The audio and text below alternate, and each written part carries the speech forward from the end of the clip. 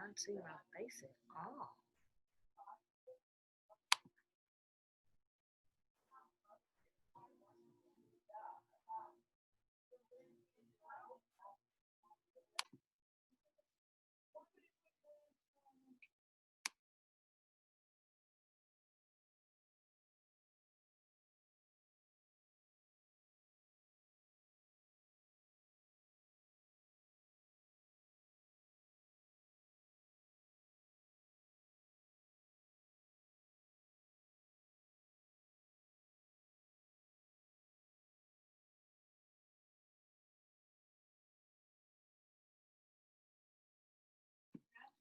Okay, Emmett, we can't hear you.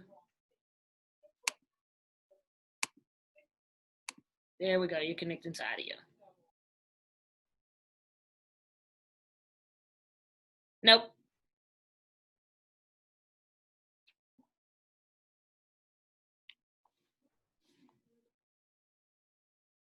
Okay, now let's unmute you. Okay. Okay. There we Can go. you hear me now? Yep. Okay. All right. So we're ready? Yes, we are. Okay. Well, I would like to thank the members of the UDC as well as any guests that we have in attendance today. I will begin with a brief bio about myself and then segue into today's topic of self-care. I have a bachelor's degree in psychology from the University of Texas at Tyler, and I've worked as a case manager and traveled extensively in multiple counties. As a qualified mental health professional, my primary area of focus was to care for individuals with a dual diagnosis. And what that simply means is sometimes a person may struggle with depression and alcoholism at the same time. My job was to facilitate their recovery in a variety of different ways, including creating treatment plans, providing psychosocial rehab, and some other duties as well. Now, COVID-19 has impacted all of us in one way or another. It has forced many of us to spend an abundant amount of time with our families, while our healthcare heroes crave precious minutes only to FaceTime their families. This virus has disrupted our day to day lives. Work and school, it's as if they were forms of escapism. Kids would get time away from their parents. A husband would get a break from his wife. A wife would get a break from her husband. And now all those things have drastically changed. When it comes to self care, there are lots of topics to choose from. And today we're going to concentrate on these three areas. The first area we're going to talk about is sleep hygiene. Second area we're going to focus on is diet. And the third and final area is fitness. So before I begin, quick show of hands. Has anyone ever heard of sleep hygiene? Does anyone know what sleep hygiene is? Anyone, go ahead and chime in for me. Anyone heard of sleep hygiene? Okay. All righty. So we'll begin when going talking about sleep hygiene. We'll give it a functional definition for today's presentation. Sleep hygiene is all about obtaining a good night's sleep and waking up well rested on a consistent basis. Now, sleep hygiene will require you to make some necessary changes, but the benefits are worth it. First thing you want to do when it comes to creating a sleep hygiene plan is to set a bedtime for yourself. Now, it's important that you adhere to this not only during the week, but yes, during the weekends as well. I know it's hard. I'm a weekend warrior myself. If I work really hard, I want to stay up and say I don't have to work in the morning. So, I get it. I get it. But in order to maintain the maximum benefits, that's a sacrifice that most of us would have to make. Now, aside from setting a bedtime for yourself, you also want to go ahead and avoid using electronics 30 minutes before your bedtime. What electronics does, laptops, cell phones, TVs, that puts your brain in a higher area of working order.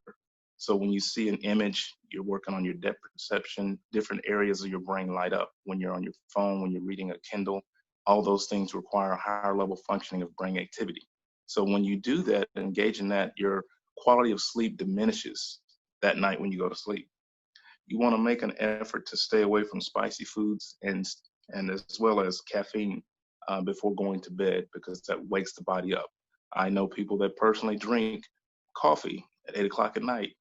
Why? I do not know. I guess it tastes really good. At the same time, you have to know your body. I even know people that will take Benadryl and it has the same effect of downing 2 Red Bulls. So you have to understand your body chemistry and how it works. And then you can really maximize and benefit from everything we're discussing today. Aside from coffee disrupting your healthy sleep patterns, you want to make sure that you remember to wear socks. Socks will signal your body that it's time to go to bed. You want to make sure that you keep your room pitch black at night. Make sure that you're getting enough sunlight, the natural source of vitamin D. And these are just a few steps to get you started on creating your sleep hygiene plan and routine. There's several resources that you can look up online. Now we're going to talk about a lot of people's favorite topic out of today's three. We're going to talk about food. Okay. Okay. Now, proper diet within itself is awesome. And since we're under quarantine, I wonder if you guys cook more or cook less. Sometimes the wife cooks, sometimes the husband cooks. I've actually cooked more, and well, I'm with my UDC family. I'm just going to put it out there and I'm going to own it. Since quarantine, I have indulged in Taco Tuesday on a Thursday. I'm just gonna keep it 100 and put it out there, people. It was there. I did it. Okay, that's the comic relief for today. Okay. Now, when it comes to proper diet and positive, it can make a positive impact on your mental health and your physical health as well. Diets full of fruits and vegetables and protein have the ability to make sure that you stay on your mental health game. And poor food choices can cause several problems for you down the road. Highly processed foods can have an effect on your mood. A heavy consumption of foods that are full of refined sugars are associated with a higher risk of depression as well as anxiety. Foods like salmon, dark chocolate, Brazil nuts, these foods can actually reduce your stress. So if you're worried about isolation and depression and the finances and all those things like that, take a look at your pantry and write an itemized list of the foods that are either going to help you or going to hurt you, and modify and change your diet. Foods that are rich with antioxidants are proven to reduce inflammation both in your body as well as in your brain. Um, for example, this apple right here, this is really cool and really easy. So if I cut this apple and I slice it open 10 minutes from now, what's it going to do? It's going to turn brown, right? Okay, well, that's how oxidation works in a cellular level. When we consume antioxidants, those antioxidants have the ability to protect us at a cellular level. A lot of people love blueberries. I love blueberries too. There is a food called Indian gooseberry, and Indian gooseberry is bar none the number one antioxidant fruit in the world. So it comes in a fruit form and even a powder form. The powder form is called alma powder, AMLA, alma powder. We're going to go ahead and move to the final topic today and talk about fitness. Fitness is a fantastic investment in self-care. And it can literally change your brain chemistry by boosting the feel-good hormones called endorphins. Endorphins have several functions, but because we're under quarantine and I want to stick to this topic, I thought it was important to isolate these two things about endorphins. Endorphins help reduce the feelings of pain. Now, I don't know if you guys know it or not, but pain is in the same location of your brain. Whether you feel physical pain or you feel mental pain, they both reside in the same structure of your brain. So endorphins are important for helping reduce those feelings of pain, and they also help with dealing with stress. Now, exercise itself is a good and excellent way to fight boredom and occupy your time by yourself or even with your family. So you want to make it a point to schedule exercise into your daily routine. You want to set goals for yourself so that you can chart your progress. You got to have fun with it, but make sure that you make it a challenge and not a chore. There's nothing worse than getting up trying to do something that you don't like to do or you're bored out of your mind trying to do it. So I would simply utilize technology and reach out to people. Have your own workout community or a buddy system. There are some people right now that they can crank out 100 push-ups nonstop, and that's great. And if you're not one of them, no problem. Break it up into sections, 25 here, 25 there. and you can get your 100 push-ups, no problem. I'm going to go ahead and close now. I want to make sure that we end on time. In closing, self-care is but a whisper to many minority communities. Mental and physical health are neglected for a number of reasons. All too often, a mother will take care of herself, but take care of others, but not herself. A father, visibly in pain, will tell his daughter, I'm okay. Every household should have a well-read copy of the DSM, the Diagnostic and Statistical Manual of Mental Disorders. This is a proactive approach to mental health. It's important that you understand the more you know, the more you grow, and the better you can take care of yourself. And now more than ever, we need unity in our community. Mental illness does not care about Black and white. COVID-19 could care less about Republican and Democrat.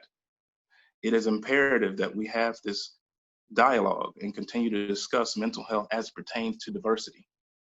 If we fail to do this, we have nothing left but a series of reactions that are simply too late.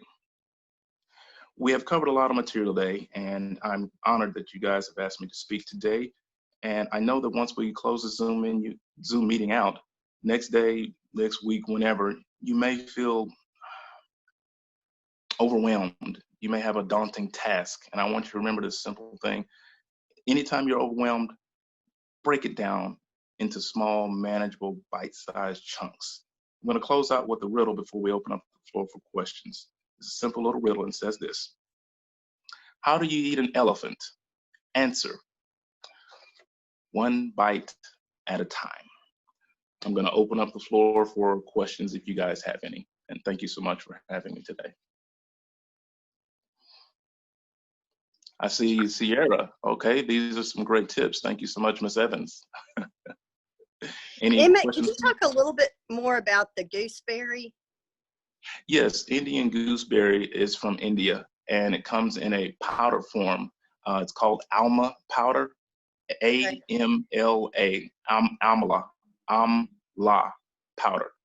And it was a difficult time for me to find it. I actually was in Dallas doing some research, and I found it at a store. So some stores, maybe Sprouts, may or may not have it. Health food stores like Nature's Grocery and other places, they may have a whisper of where it might be, but bar none, there's no other plant-based source of higher oxidant content than that.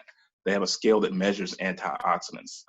ORAC is an acronym, the ORAC scale, and that particular fruit crushes blueberries, goji berries, everything out there because of the high nature of it. Anytime we consume supplements and vitamins, we're getting a portion of it, but we're not getting all of it, because when you eat from the source, it works synergistically. There's a certain amount of water in this apple. There's a certain amount of vitamin A and all that stuff, and it works synergistically. But when we try to get the supplement form, we're kind of cheating ourselves. It's great for convenience. It's great to get something rather than nothing.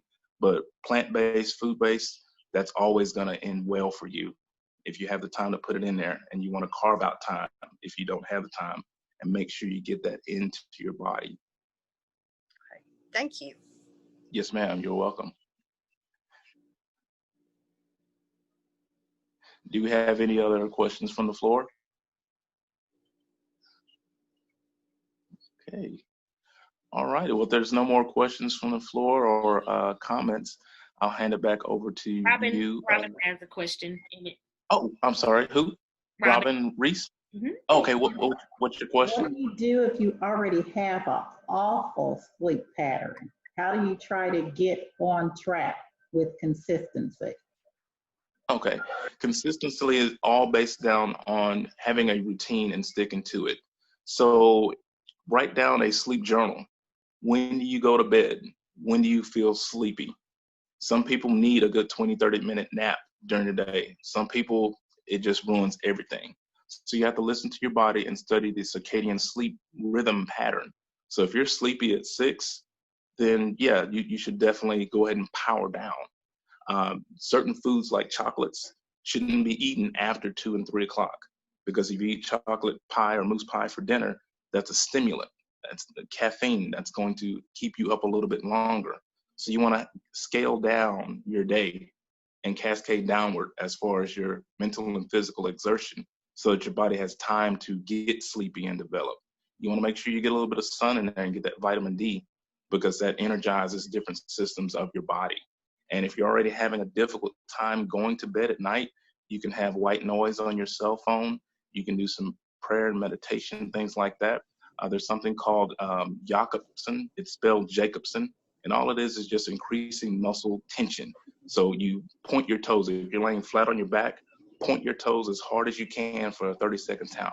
And then pull your toes toward yourself for another 30-second count. And then push your legs, your thighs, act like you have a ball in between your legs and bring your thighs in hard for 30 seconds. Your shoulders, tense your shoulders for 30 seconds. You do that several times, like 3 sets, and that'll decrease the tension. It'll melt off your body. So there's relaxation techniques that you can use. You can taper off your day for an activity, and you can look at some different diet things that make you sleepy. They have sleepy time tea with chamomile and things like that. There's diffusers and essential oils that you can use to kind of get that scent going and have that calming, relaxing effect going for yourself. Thank you so much. We're probably going to run out of time in like 5 seconds. So I want to thank everybody. Thank you, Emmett. Thank you, thank you, thank you. We appreciate you so much. And I thank everybody for joining in. Bye. Thank you. Bye. Thank you. You guys take care. Have a good day.